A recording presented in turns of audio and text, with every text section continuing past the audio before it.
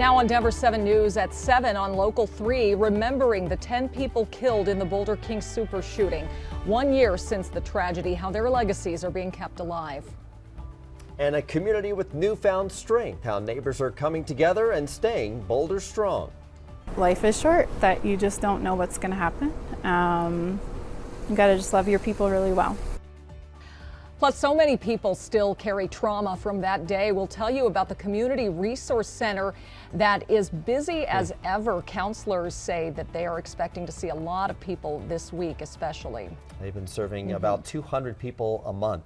Certainly an emotional day across the state. We are reflecting on 1 year ago and highlighting some of the stories of resilience this morning.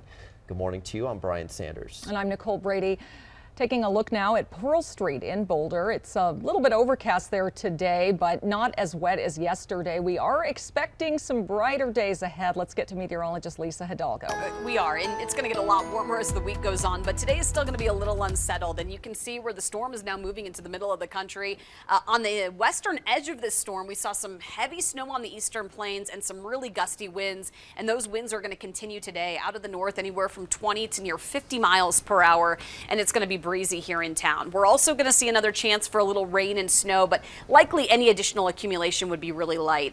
It's 29 in Denver right now. It feels like 17, and you can see those wind speeds anywhere from 15 to near 30 miles per hour, a little closer to Denver. Coming up, we'll take a closer look at our futurecast and the light mix that we'll see later on today. Highs in the 40s today, Jason, but it's going to get warmer as the week goes on. And right now we still have some wintry conditions way out east. This is I-70 east of Lyman, and you can see some of the snow and slush still along parts of I-70 for us out to the east as some of the truckers are hanging out, just fueling up and having some breakfast here this morning. But there are some really tough conditions farther out in Kansas, but I-70 is open. Here in town on 270, did have a crash right under York Street. Left lane was blocked for a little bit. All lanes are open now, but it's a little bit slow, as you can see on the map, coming in from 270 or coming across 270 from Highway 36 and I-25. So that's why you see a little bit of extra slowing in there. But the rest of the drive looks better than average for us, and that's spring break effect for us, as a lot of folks are out of town and not working here today, and so that's going to help us out on these roadways. But right now, most of the drive looks pretty good. We do have a problem, though, up in Broomfield with part of 287 closed down. I'll have the details in just a minute. Well, it is a difficult day in our state. It has been 1 year now since the lives of 10 people, our fellow Coloradans and neighbors, were lost to a tragic act of gun violence at the King Supers in Boulder. And we want to take a moment right now to read their names. Denny Stong, Nevin Stanisic, Ricky Olds, Trelana Barkoviak, Suzanne Fountain, Terry Leiker, Officer Eric Talley, Kevin Mahoney, Lynn Murray, and Jody Waters. Each of them were valued members of our community. They were mothers, fathers, business owners, and dear friends. And the redesigned Table Mesa store is closed today to honor them. We also have team coverage this morning to honor them. Christian Lopez has a look at the Boulder Strong Resource Center, which is still providing relief to people a year after the tragedy. We'll start with Colette Bordelon live outside Boulder Police Headquarters, and Colette, Officer Eric Talley still being honored for his bravery that day. As you know, he was the first officer on scene. He rushed into that store, saving lives that day for his community. But he left his mark, not in the way that he died, but in the way that he lived. Today, outside of the Boulder Police Department, there's a police cruiser parked right here behind me. You can see some items on that car, flowers, notes. And this car was parked out here last year. I remember standing here and watching as people who worked within this police department came outside and left little personal touches, things like a Mountain Dew soda can with a note on it.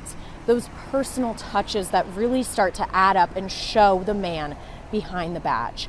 Now, at his funeral service, it was said Officer Talley didn't have his life taken. He gave it for this community. He was 51 at the time, a father to 7 children, and had been with the force for just over a decade. During his memorial, a poem and prayer written by his children on Christmas of 2019 was read. In it, they call Officer Talley their unsung hero. We spoke with his supervisor, who told Officer Talley's family what had happened that day. He says when he did, Officer Talley's kids jumped into action, comforting him in their darkest hour, a reflection of the father they had. About him, don't forget who he was.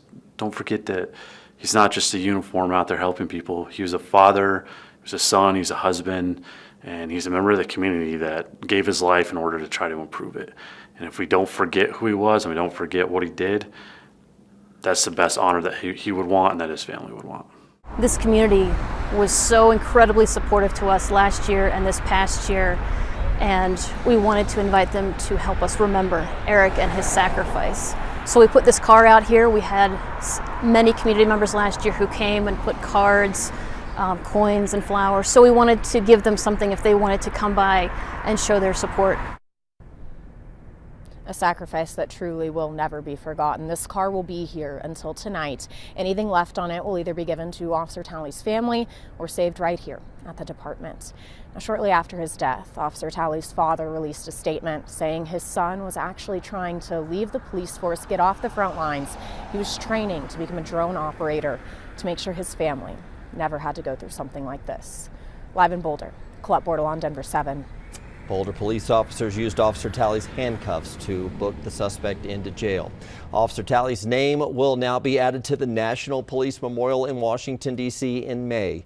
His name has already been added to the Boulder Police Memorial. He is the 7th officer in Boulder to be killed in the line of duty. Also, just yesterday, President Biden signed a bill officially renaming a Boulder post office in honor of Officer Talley. Colorado Representative Joe Neguse introduced the bill last year, and every other Colorado representative sponsored it. You can find the Officer Eric H. Talley Post Office building at 15th and Walnut in Boulder.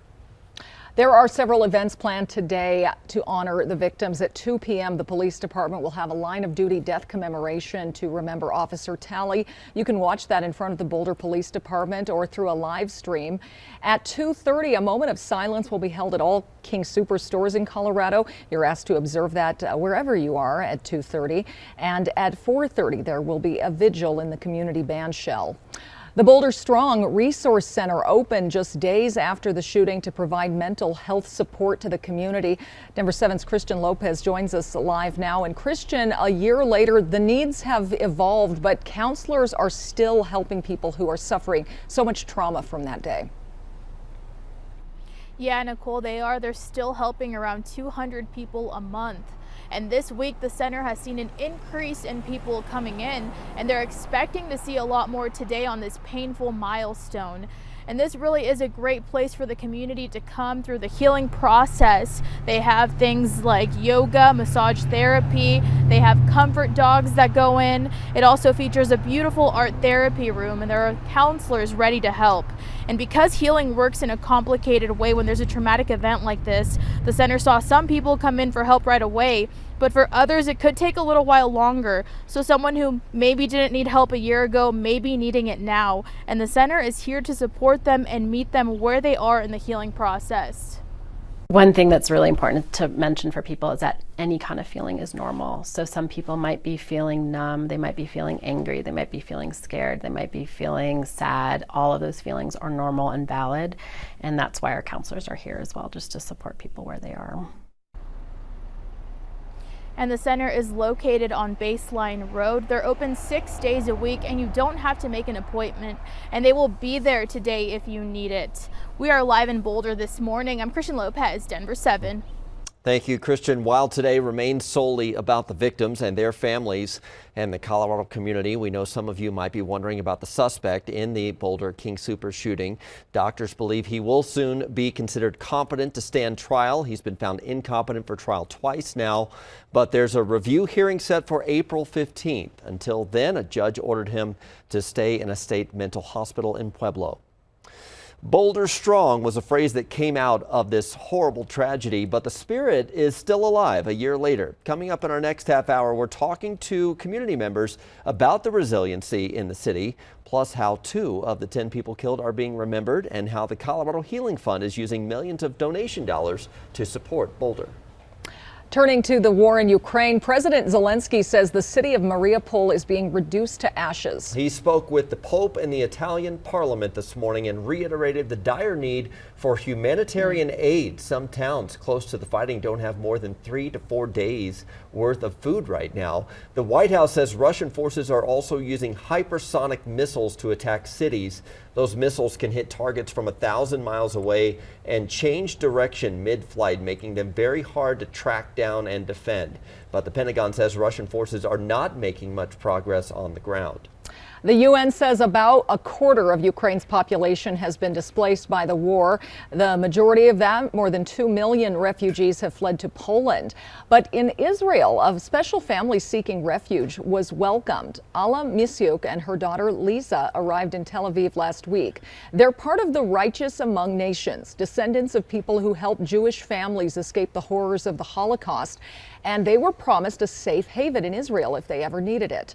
More than 80 years ago, in 1941, Allah's great-grandparents saved the life of a young Jewish man and Soviet soldier. So that act, so long ago, still remembered today, still appreciated, and they have a new home in Israel.